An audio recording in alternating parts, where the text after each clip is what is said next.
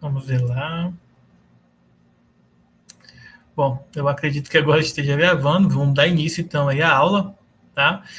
A gente vai falar, eu vou conversar com vocês sobre a disciplina em si, tá? Nossa disciplina é de estatística, uma disciplina de 60 horas. Normalmente, né, se nós estivéssemos tendo a aula normal, como geralmente a gente estudava. Então, aqui eu quero conversar com vocês o seguinte, ó. Nosso objetivo aqui é que vocês aprendam a parte básica da estatística, principalmente voltada aí para a educação. Como vocês sabem que na prática mesmo, a gente acaba muitas vezes não trabalhando com o ensino voltado, digamos assim, para vocês darem aula, né? Então, é meio que tentar desmistificar isso aí, tá? Então, vamos lá. O que nós vamos estudar aqui? Nós vamos estudar experimento aleatório, espaço amostral, probabilidade com eventos, variáveis aleatórias, caso discreto e contínuo, função de probabilidade, funções teóricas de probabilidade, caso discreto e contínuo, momentos, estatística descritiva, dados agrupados e não agrupados, tabela de frequências, gráfico de frequência, medidas de tendência central e dispersão. A forma como a gente vai abordar vai ser diferente dessa ordem que está aqui na apostila, tá? Então, vocês vão observar que não vai estar necessariamente nessa ordem aqui.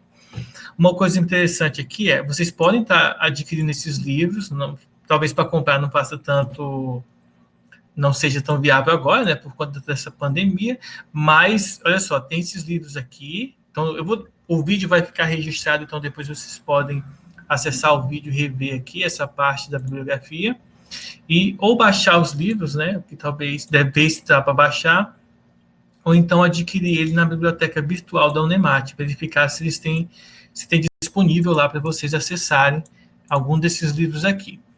Eu vou estar adotando o livro, deixa eu mostrar aqui para vocês, tá?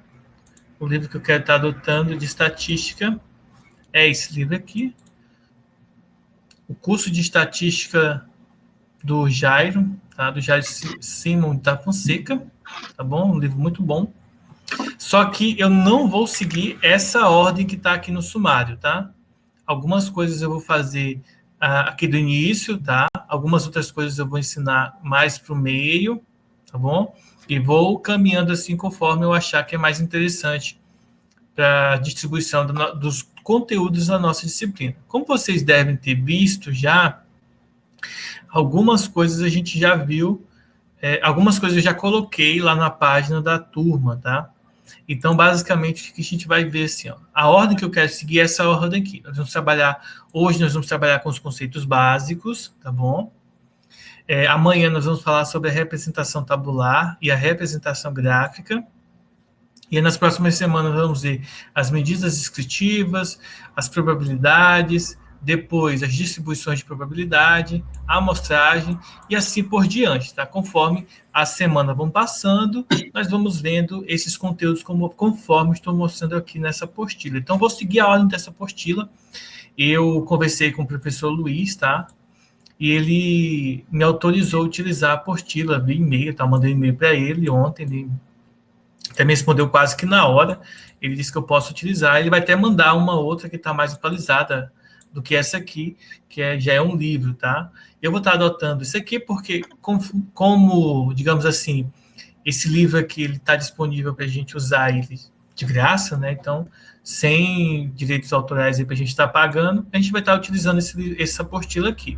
E aí, como eu mencionei, um outro bom é aquele do Jairo lá, para vocês estarem estudando a partir dele também, vai ser muito bom para estar, sabe, entendendo um pouco mais, coisas mais profundas sobre a estatística em si. Hoje nós vamos falar sobre os conceitos básicos, eu retirei dessa apostila aqui o que nós vamos ver agora no slide, tá? Antes de começar propriamente o conteúdo, eu quero até lembrar para vocês que lá eu coloquei data das avaliações. Caso haja necessidade, a gente vai fazer adequações nelas, tá? Então, não se preocupem, se for preciso, a gente vai modificar aquelas datas, seja para adiantar a prova, ou seja para dar um pouco mais de tempo aí para vocês estarem fazendo, tá? Lembra o seguinte, apesar de que nós estamos no ensino remoto, eu acredito que essa parte agora é para não deixar a graduação de vocês completamente com um ano comprometido, tá?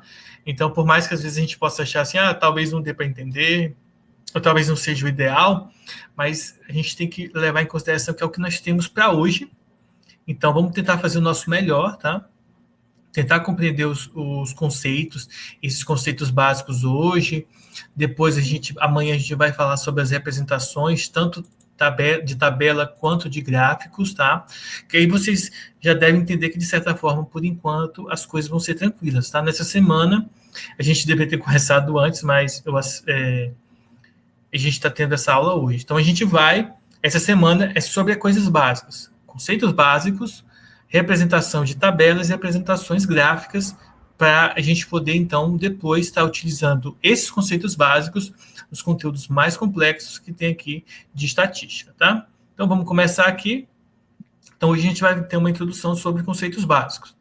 Bom, a primeira coisa que eu quero conversar com vocês é sobre população versus amostras, tá? Então, o que é uma população? É o conjunto de todos os elementos relativos a um determinado fenômeno que possuem pelo menos uma característica em comum.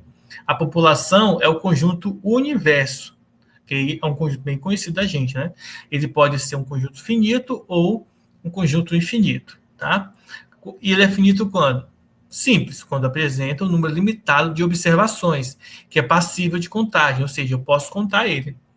E infinita apresenta um número limitado de observações que é impossível de contar e geralmente está associada a processos, tá?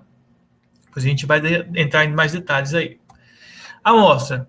A amostra é um subconjunto da população e deverá ser considerada finita. A amostra deve ser selecionada seguindo certas regras e deve ser representativa, de modo que ela represente todas as características da população, como se fossem uma fotografia desta. Ou seja, a população seria o conjunto maior. Vamos colocar assim, vamos pensar numa pesquisa eleitoral.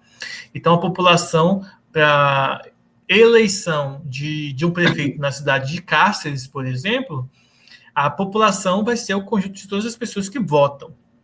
Uma amostra dessa população seria a gente pegar, por exemplo, e fazer uma pesquisa num determinado bairro, em que, naquele bairro ali, ele pudesse representar todas as famílias, todas as pessoas, né, toda a população inteira de Cáceres. É muito difícil a gente conseguir isso, porém, a gente deve seguir algumas regras, alguns critérios para que essa amostra ela possa, então, representar a população inteira, tá? A gente tem que ter algumas garantias para que isso ocorra, tá? Inclusive, margens de erro para que possa, então, a gente não ser, digamos assim, na estatística, não ser pego de surpresa com algum resultado. E aqui vem um detalhe importante, tá? Uma observação. Uma população pode, mediante processos operacionais, ser considerada infinita, pois a mesma irá depender do tamanho da amostra. Se a frequência relativa entre a amostra e a população for menor do que 5%, ela é considerada infinita. Se a frequência relativa for maior do que 5%, ela é considerada finita. Depois a gente vai aprender como que calcula a frequência relativa e tudo mais. Mas aqui o processo é a gente entender o seguinte, dependendo do tamanho da população, ela pode ser considerada infinita, tá? Então, se eu pego uma amostra em que a relação, que depois a gente vai aprender a calcular, entre a população, o todo, e a amostra, se ela for menor do que 5%, então a gente pode considerar aquela população infinita. Imagine o seguinte, imagine a população mundial, que é de 7 bilhões aproximadamente de pessoas. Então, se a gente considera uma amostra como, por exemplo, a cidade de Cáceres, tá certo? Dependendo do critério que a gente quer levar em consideração, poderia, então, digamos assim, falar sobre a população mundial em relação ao coronavírus, né? Verificando só em Cáceres aqui como que está o andamento da doença, do contágio, por exemplo. Então, se a gente pegar, por exemplo, a cidade de Cáceres e relacionar com a população mundial, a gente vai ver que a amostra de Cassis é uma amostra muito pequena em relação à população mundial. Então, a população mundial, para esse contexto, ela pode ser considerada, ela pode não, ela deve ser considerada como sendo infinita, tá? Então, esses são os conceitos básicos que a gente tem que levar em consideração aí, tá? Estou mutando aí algumas pessoas, só para não ficar o ruído aí. Então, vamos continuar. O próximo é a gente estabelecer a relação entre censo e amostragem. Mas antes disso, veja o seguinte: pesquisa estatística, tá? E qualquer informação retirada de uma população ou amostra, podendo ser através de censo ou amostragem. Então, uma pesquisa estatística vai ser quando a gente vai colher informações que podem levar em consideração, que podem, né, ser obtidas por meio do censo, que é uma coleta exaustiva de informações das N unidades populacionais, tá? Lembre-se que o N maiúsculo, ele vai estar relacionado com população, mas a letra em si a gente sabe que não importa, né? A gente já faz matemática, então a gente usa letras específicas só para deixar algumas coisas mais simples de se decorar, vamos colocar assim, mas a letra em si não importa tanto. Então, o censo vai ser aquela coleta exaustiva, aquela coleta em que você vai pegar, por exemplo, se eu vou fazer uma pesquisa eleitoral, eu vou passar de casa em casa, pessoa por pessoa, e vou colher as informações dela. Isso é um censo, como acontece, por exemplo, com o IBGE fazendo censo de pessoas no Brasil inteiro. A amostragem. A amostragem é o processo de retirada de informações dos N elementos amostrais, no qual deve seguir um método criterioso e adequado. Ou seja, a amostragem eu vou pegar uma determinada amostra da população e vou colher as informações naquela amostra e não na população inteira, tá? Então, a gente sempre tem que deixar claro, para seguir a amostragem, a gente tem que ter critérios bem rigorosos que vão satisfazer não só as informações para a amostra, mas que possa ser estendida também para a população, tá? Então, a gente tem que ter alguns critérios importantes para poder isso dar certo. Senão, a minha amostra não vai ser condizente com o que de fato eu preciso, tá? Seguindo em frente, nós temos a relação entre dado e variável, tá? Como você já deve perceber, a variável vai ter uma letrinha no meio. Vamos começar pelos dados. Dados estatísticos é qualquer característica que possa ser observada ou medida de alguma maneira. As matérias-primas da estatística são os dados observáveis, são aqueles que podem ser aí tirados, né, retirados para a amostra. O que é variável? É aquilo que se deseja observar para se tirar algum tipo de conclusão, aquilo que a gente não sabe ainda, mas a gente quer ter conclusões sobre ela, então a gente chama de variáveis. Geralmente as variáveis para estudo são selecionadas por processo de amostragem, porque, como a gente sabe, geralmente as populações elas serão infinitas, então não vai ter tanta... Usar censo para fazer isso não é tão legal. Os símbolos utilizados para representar as variáveis aqui na estatística, geralmente são as letras do alfabeto maiúsculo, tá? X, Y, Z, mas nada impede de utilizar qualquer outro tipo de variável, como, por exemplo, letras minúsculas, barulhão aí, nada impede de serem utilizadas outras variáveis, como letras minúsculas, como letras gregas, como símbolos de um modo geral, tá? As variáveis podem assumir quaisquer valores, isso aqui não é algo novo, né? O termo variável aqui para a gente já é algo mais comum, tá? Então, as variáveis, elas, além de tudo isso que eu já falei, elas podem ser classificadas de algumas maneiras que a gente vai ver agora. Primeiro, qualitativa e segundo, como você já deve imaginar, quantitativas. As qualitativas são aquelas que levam em consideração as características de uma população, tá? Ela pode ser nominal, são utilizados símbolos ou números para representar determinado tipo de dado, mostrando assim a qual grupo ou categoria elas pertencem. Pode ser também ordinal, quando uma classificação for dividida em categorias ordenadas em graus convencionados, tá? Geralmente utilizando relações como maior do que, menor do que, igual a, ou os dados propostos consistem de valores atribuídos para denotar a ordem de primeiro, segundo, terceiro. Ou seja, aqui nós temos uma relação não uma relação de equivalência. Agora nós temos uma relação aqui em que nós vamos relacionar não somente o número em si, mas também a ordem vai ser importante aqui, tá?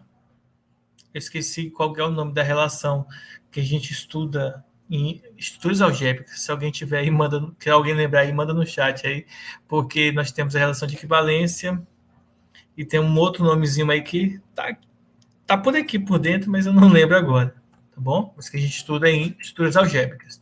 Outro tipo, né, as variáveis podem ser também classificadas como variáveis quantitativas, né? Na verdade, são características populacionais que podem ser quantificadas, sendo classificadas de forma discreta e contínua. Elas podem ser classificadas de forma discreta, eu vou mostrar aqui para vocês, só para a gente exemplificar, tá? Deixa eu abrir aqui esse aplicativo aqui. Basicamente, a contínua, geralmente ela vai estar associada a valores que possuem, tá, gente, uma continuidade. Por exemplo, se a gente for usar gráfico como representação, apesar de a gente ainda não ter visto gráfico, tá? Uma variável contínua é aquela em que nós estudamos, por exemplo, as funções do primeiro, segundo, terceiro grau, funções logarítmicas, em que o gráfico, em que os valores assumidos são valores que ficam um encostado no outro, tá? Não existem buracos aqui. Já as variáveis discretas, que nós também vamos estudar, são variáveis em que, por exemplo, para um determinado valor, de um valor para o outro, né, a gente vai ter aqui um espaço entre eles. Eles não são contínuos. Então, nós chamamos esse tipo de aglomeração de dados de variáveis discretas, tá? Esses dados aqui são dados discretos, e aí a gente está utilizando eles nas nossas aulas. Então, as discretas são aquelas variáveis que podem assumir somente valores inteiros num conjunto de valores. É gerada pelo processo de contagem, como o número de veículos que passam em um posto de gasolina, o número de estudantes nessa sala de aula, por exemplo. Tudo isso que eu estou falando para vocês são variáveis discretas, assumem somente números inteiros aí para compor seus dados, tá? Aí a gente não pode confundir, porque no futuro a gente vai aprender a calcular a probabilidade e calcular outras coisas em relação às variáveis discretas, tá? Aí, por exemplo, as variáveis em si vão assumir valores inteiros, mas, por exemplo, a probabilidade de uma determinada variável ocorrer não necessariamente vai ser um número inteiro, tá? Geralmente é um número fracionário, um número decimal, uma porcentagem, tá bom? Variáveis contínuas são aquelas variáveis que podem assumir um valor dentro de um intervalo de valores. É gerada pelo processo de medição. Geralmente tem funções associadas a elas, funções reais, tá? Nesse caso, serve como exemplo o volume de água em um reservatório ou o peso de um pacote de cereal. Por exemplo, o volume de água de um reservatório que está sendo... essa água está sendo se esvadindo, né? Esqueci o nome da palavra, está vazando, por exemplo, indo de um ponto para o outro, ela vai diminuindo de forma contínua, né? A não ser que vocês tenham, por exemplo, uma torneira ligada numa caixa d'água e você liga ali, por exemplo, a torneira de modo que a cada segundo cai uma gota d'água. Aí seria uma variável discreta, tá? Agora, se você abre aí o fluxo todinho para sair aí água numa corrente de água, então você vai ter uma variável contínua. Então, essa é a diferença entre variáveis discretas e contínuas. Ambas são variáveis quantitativas, tá? Servem para medir de maneira numérica mesmo, quantificada, as variáveis. Agora a gente vai falar um pouco sobre os parâmetros versus estatística. Isso aqui são só os conceitos básicos que a gente precisa, tá, pessoal? Então, caso, digamos assim, alguma coisa você não entenda, você pode perguntar, e se for isso acontecer depois da aula, por exemplo, você pode rever o vídeo, tá? Que eu vou mandar o link, deixar o vídeo salvo lá para vocês na plataforma. Então, primeiro, parâmetros. São medidas populacionais quando se investiga a população em sua totalidade. Neste caso, é impossível fazer inferências, pois toda a população foi investigada. Então, os parâmetros são medidas populacionais que investigam a população, e não a amostra, tá? Estatística ou estimadores. A estatística ou estimadores são medidas obtidas da amostra e não da população, tá, gente? Claro que se é da amostra, é da população, mas é especificamente de uma população. Torna-se possível, neste caso, utilizarmos as teorias de inferência, que a gente vai ver futuramente, para que possamos fazer conclusões sobre a população. Então, nós vamos ter os parâmetros, que vão falar dos valores reais, e nós vamos ter os estimadores, que falam de valores estimados, de valores que a gente supõe, tá? Então, nós vamos ter quatro valores, ou melhor, 4 parâmetros ou 4 estimadores para a gente estar estudando. Nós vamos estudar a média, a variância, o desnível padrão e a proporção. Do lado esquerdo, nós temos aqui a simbologia utilizada para valores reais, tá? Para parâmetros, e do lado direito nós vamos ter a simbologia geralmente utilizada para valores estimados, tá? Aqui vai um detalhe importante, apesar de não estar aparecendo aqui, aparecendo um S aqui, gente, isso aqui não é um S, tá? Isso aqui é aquela letra grega delta, tá? Então não é o Else, não é o S, tá bom?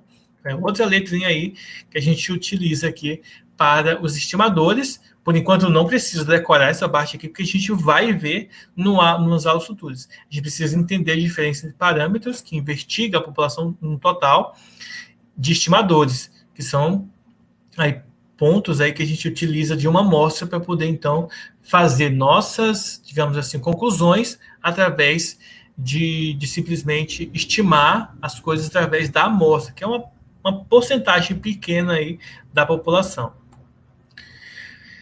Uma outra coisa que vai ser bastante importante no nosso estudo, tá? Vai ser o arredondamento de dados. Mas antes disso, né, vamos conversar um pouquinho aqui. E aí, pessoal, alguma dúvida, alguma pergunta aí?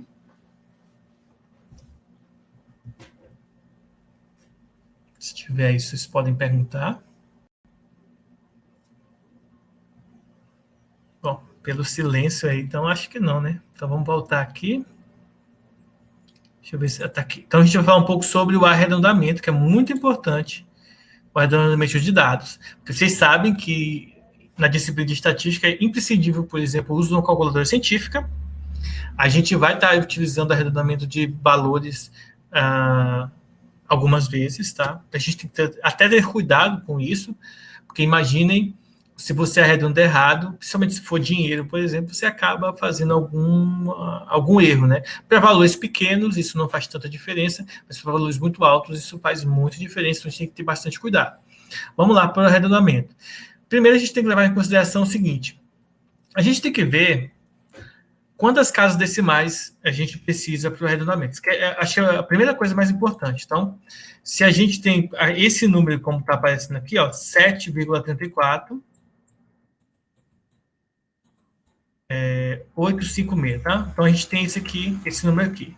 7,34.856 milésimos aqui, ou dezenas de milésimos aqui. Então, a gente tem que entender aqui um processo importante, tá? A gente pode querer um arredondamento com uma casa decimal, então isso aqui vai ficar 1,34, 1,3 na verdade, com 2 casas decimais, e aí nós vamos ter 7,35, porque logo o número após vai ser o 8, tá? A gente pode querer um arredondamento com 3 casas decimais, 7,34, aí nós vamos arredondar o 8 para 9, né? Porque tem um 5 aqui, e podemos querer um arredondamento aqui de 4 casas decimais, depende aí do quanto a gente quer. Então, uma das coisas é efetuar o arredondamento do número, tá bom? Uma casa, 2 casas, 3 casas, 4 casas, e se a gente deixar as 5 casas, não houve arredondamento. Uma outra coisa, antes de explicar o arredondamento, é uma coisa que nós chamamos de truncamento. O que é o truncamento, pessoal? Às vezes é necessário usar o truncamento, e o truncamento ele faz o seguinte, ó, truncamento de uma casa decimal, de 2 casas decimais, de 3 casas decimais, e aí você já deve ter entendido aqui o truncamento. Deixa eu explicar a diferença entre truncamento e arredondamento. Truncamento, se eu quero um truncamento de uma casa decimal, eu simplesmente descarto tudo que vem depois. Se eu quero truncamento de 2 casas decimais, eu fixo elas e cancelo o restante. Eu não faço arredondamento, tá? Algumas vezes o uso do truncamento é necessário, não tanto quanto do arredondamento, mas é importante eu precisar isso com vocês. O arredondamento ele vai seguir essa linha de raciocínio. Se o primeiro algarismo após aquele que formos arredondar for de 0 a 4, conservamos o algarismo a ser arredondado e desprezamos os seguintes. Como eu mencionei com vocês, nesse exemplo aqui, como vem um 4 depois do 3, a gente desconsidera, tá? Então, fica somente 7,3. Se o primeiro logaritmo após aquele que formos arredondar está entre 6 e 9, acrescenta-se uma unidade no logaritmo a ser arredondado e desprezamos os seguintes. No caso aqui, 1,27, a gente arredonda para 1,3 aqui, porque o 7 é maior do que 6, tá? Se acaso o primeiro logaritmo após aquele que a gente for arredondar for 5, seguido apenas de zeros, tá? Então, se for 6,25, 00, tá? Ou simplesmente 6,25, a gente não vai mexer, nem vai arredondar. A gente vai levar o seguinte, ó. Conservamos o logaritmo se ele for par, ou aumentamos uma unidade se ele for ímpar, tá? Então, essas são as regras de arredondamento. Se o número 5 for seguido de algum outro valor depois do zero, pode ter 3 zeros aqui, tá? 1 zero, 2 zeros. Pelo menos um valor diferente de zero depois do 5, então a gente acrescenta 1, independentemente se for par aqui, ó, ou se for ímpar. Lembrando que todos esses que eu estou mencionando aqui são arredondamentos de uma casa decimal, mas elas valem também para outros números de casas decimais. Então, vale a pena a gente ter o cuidado. Bom, como a gente vai trabalhar bastante com porcentagem, né? A gente também tem que levar em consideração que quando a gente arredonda uma série de parcelas e a soma fica alterada, devemos fazer um novo arredondamento, por falta ou por excesso, na maior parcela do conjunto, de modo que a soma fique inalterada, tá? Então, o exemplo é o seguinte. Nós temos a soma desses números decimais em porcentagem aqui, tá? 17,4%, mais 18,4% e assim por diante.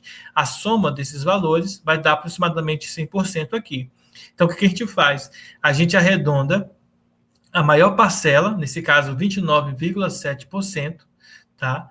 A gente arredonda ele de modo que a soma fique inalterada. Então, se a gente arredondar todos os valores, ó, todos esses valores aqui, ó, com exceção do 29 aqui, todos eles, depois da vírgula, nós temos o valor aqui associado a eles de quanto aqui, pessoal? De valores menores do que 5. Então, por ser menor do que 5, esse arredondamento é para baixo, tá? Então, fica a dica aí. Então, nesse caso aqui, observe que todos eles, com exceção aqui da maior parcela, ficaram arredondados para baixo. Enquanto que o 29,7 foi arredondado para cima, em duas casas decimais. Aí vocês poderiam perguntar assim, professor, mas ficou estranho isso aí. Gente, aí deixa eu explicar com vocês. Talvez tenha ficado estranho porque esses números que estão aparecendo aqui são números decimais.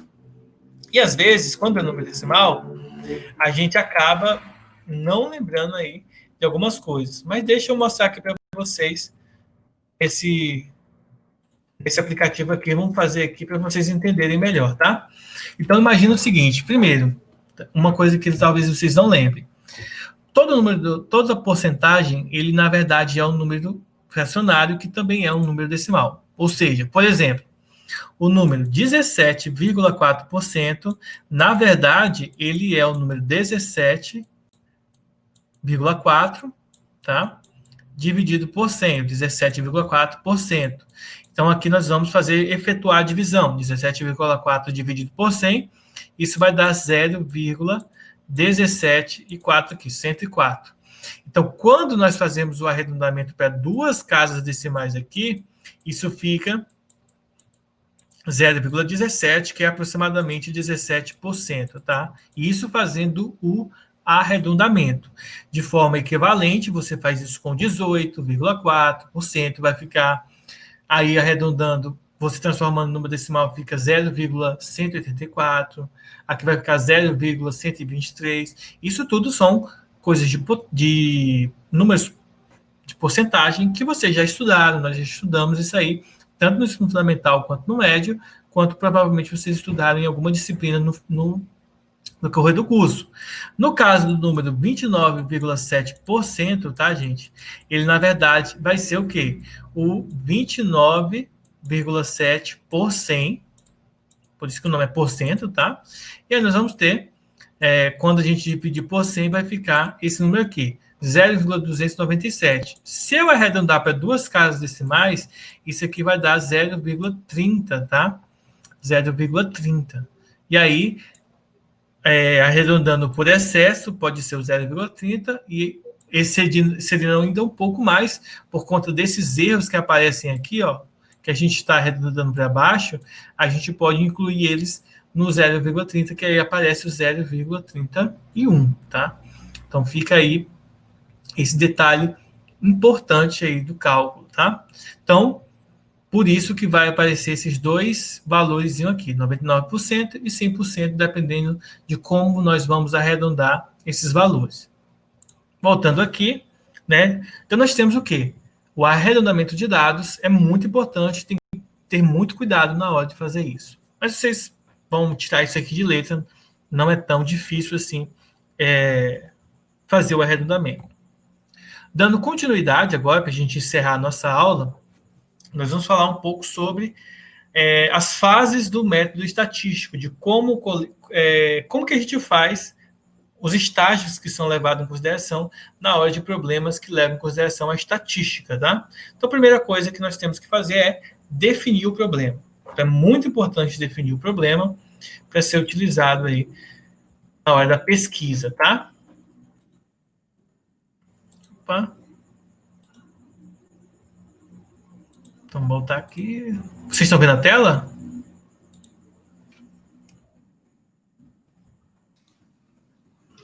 Sim. Tá vendo a tela em branco? Não? Tá preto. Fases do método estatístico, tá aparecendo a definição do problema. Só o Genilson que tá com problema, né? É que eu tirei aqui sem querer, né? Eu fui apertar aqui no chat, porque tinha uma mensagem, apertei, foi na tela aqui do trem aqui. Mas eu já voltei. Clica na tela de novo que ele volta.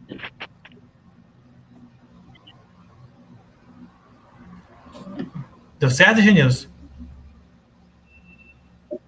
Deu certo, agora deu certo. Muito bom, então vamos lá. Então, as fases do método estatístico, deixa eu voltar aqui também para a tela, que eu estava vendo o rosto de vocês, nós vamos voltar aqui para a tela. Então, quais são as fases do método estatístico aí, para a gente poder finalizar a nossa aula de hoje? Primeira é a definição do problema, que consiste no seguinte: formular o problema de maneira correta, tá? Então, a formulação é muito importante. Examinar outros lançamentos realizados no mesmo campo, revisão da literatura, ver outros livros, ver como outras pessoas fizeram, tá? O levantamento, a formulação daquele problema em si. Saber exatamente o que se pretende pesquisar, definir o problema de forma correta, tá? Quais são as variáveis, quais são as populações, se você vai colher amostras, quais são suas hipóteses, e etc. Então, é muito importante a definição do problema, levar em consideração a formulação de forma correta, ver o que outras pessoas já fizeram sobre aquele problema. Se você está falando sobre, por exemplo, desmatamento, ver o que outras pessoas pesquisaram sobre desmatamento na linha de raciocínio que você quer seguir, porque é muito importante por dois motivos, né? Você pode utilizar como referência para o seu trabalho, o trabalho dos outros, que é muito importante isso na literatura da faculdade, no meio científico de um modo geral, tá? E também para saber se aquela forma como a pessoa resolveu o problema satisfaz o que você quer ou se você quer levar para um outro campo, tá? Então é bem interessante. O segundo passo, gente, é o planejamento. Determinar o procedimento necessário para resolver o problema, como levantar informações, tipos de levantamento, se a gente vai fazer por censo, que é o modo completo, ou se por amostragem, tá? Se vai ser aí por uma amostra da população. Definir cronogramas, o custo, definir para onde você vai, definir se vai ser necessário uma pesquisa de campo, se vai ser necessário somente uma revisão bibliográfica, enfim, todo o planejamento é muito importante na hora de você fazer o seu método estatístico. Terceiro ponto é a coleta ou levantamento de dados. Observe que algumas coisas se repetem, mas cada uma delas, quando se repete, como por exemplo, eu já falei sobre a coleta de dados aqui, mas no planejamento é como você planeja a coleta, tá? Agora não, é você coletar os dados, tá? Consiste simplesmente no seguinte, de obter os dados referentes ao seu trabalho. Ela pode ser feita de forma direta, tá? Diretamente da fonte, ou de forma indireta, feita através de outras fontes. Os dados podem ser obtidos pela própria pessoa ou se basear no registro de terceiros, tá? No caso de forma direta, você pode, por exemplo, estou fazendo uma pesquisa bibliográfica sobre os erros dos gabaritos dos livros de matemática, por exemplo, do ensino médio. Aí você vai pegar os livros e verificar quantas respostas erradas vão aparecer lá. Por exemplo, você pode fazer isso direto no livro, ou você pode pegar outras pessoas, por exemplo, em vários sites que a pessoa posta esses erros lá. Tem um erro no livro tal. Aí você pega e vai fazendo de forma indireta, tá bom? Baseando-se no registro de outras pessoas. Então, tem várias formas da gente coletar os dados, tá bom? Mas, resumidamente, pode ser de forma direta ou indireta. O próximo passo é a apuração dos dados ou sumarização. Consiste em resumir os dados através de uma contagem e agrupamento. É um trabalho de coordenação e de tabulação, tá? Aqui tem um processo um pouco chato, porque ela vai ser manual, mecânica, tá? Mesmo que você faça de forma eletrônica, ou seja, mesmo que você faça no computador, você vai ter que digitar. Basicamente é isso que você vai colher, a não ser que outras pessoas façam isso por você. Como, por exemplo, quando eu fiz faculdade, um professor pegou alguns alunos, né, para estar ajudando ele no trabalho. No caso, eu fui um deles, teve uns colegas meus que a gente fez isso. Então, o que a gente fez? A gente colheu os dados para o cara. Então, ele só pegou os resultados que a gente colheu. A gente colheu os dados, né? A gente pegou os dados de alguns registros. Era sobre queimadas, sobre como que o fogo se alastra. Então, e aí, o que a gente fez? A gente substituiu isso em um programa chamado MATLAB, fez os cálculos de acordo com a prerrogativa que ele queria, né, sobre as hipóteses dele, e aí a gente passou os dados resultantes para eles. Então, por exemplo, ele não teve esse trabalho manual, mas eu tive, os meus colegas tiveram na hora de fazer isso aí. Então, essa parte da apuração dos dados é uma parte meio chata, como também a parte da coleta, né? Meio chata do ponto de vista de como você vai fazer. É claro que, por exemplo, eu sou um biólogo e vou para a mata, eu amo ir para a natureza e quero colher dados, informações sobre alguma planta. Se eu gosto disso, isso vai ser a melhor parte da pesquisa para mim. Porém, dependendo de você, essa pode ser a pior ou a melhor parte. O próximo passo é a apresentação dos dados, tá? É a fase em que vamos mostrar os resultados obtidos na coleta e na organização. Esta apresentação ela pode ser feita de maneira gráfica ou de maneira numérica, tá? Então, depende aí da forma como você vai adotar o seu método.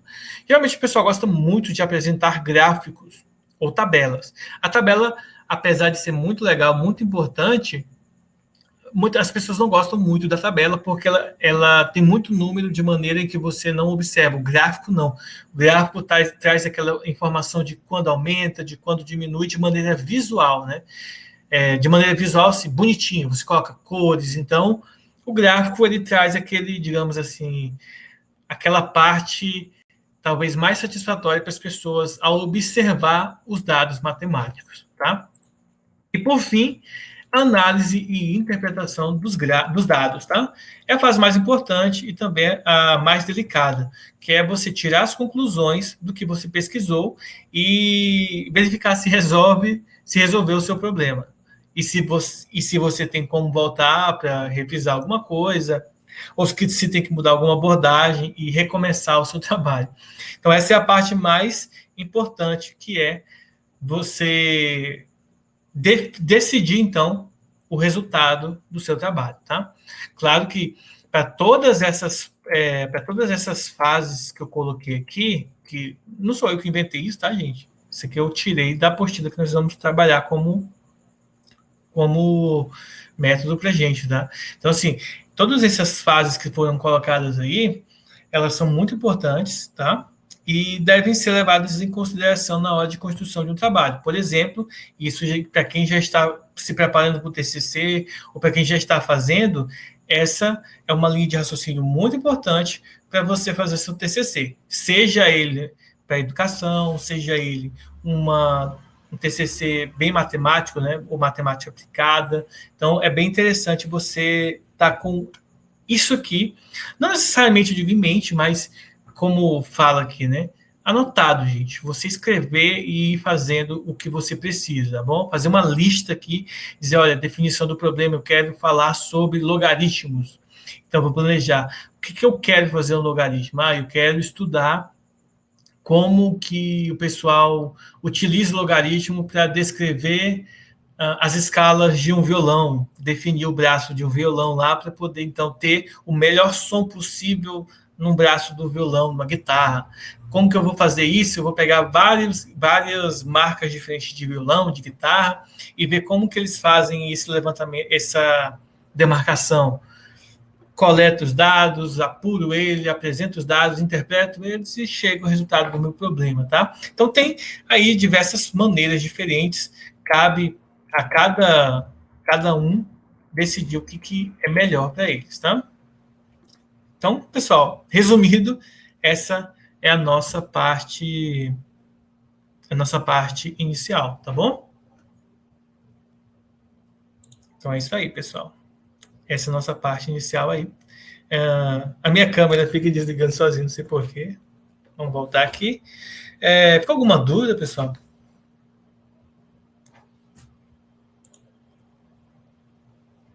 Algum comentário?